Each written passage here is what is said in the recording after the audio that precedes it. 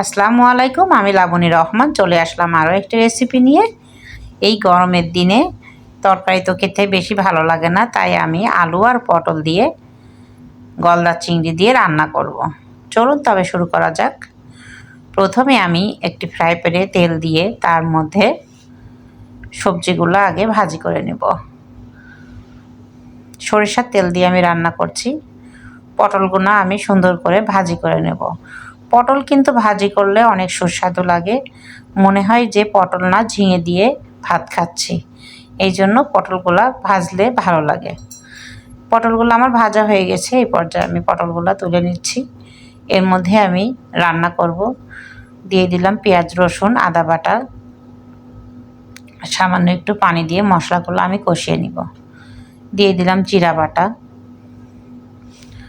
কয়েকটি কাঁচামরিচ, ঝালের গুঁড়া, হলুদের গুঁড়া, ধনের গুঁড়া আর পরিমাণ মতো লবণ দিয়েছি। দিয়ে মশলাটা আমি কষিয়ে নিব।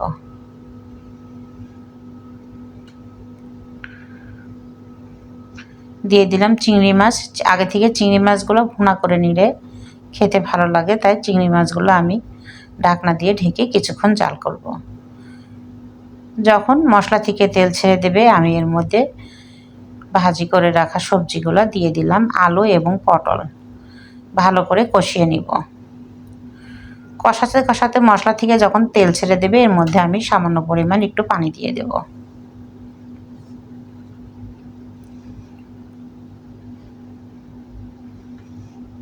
দিয়ে দিলাম ফুটান্ত গরম পানি, দিয়ে ভালো করে নেড়ে আমি ঢাকনা দিয়ে ঢেকে দিব।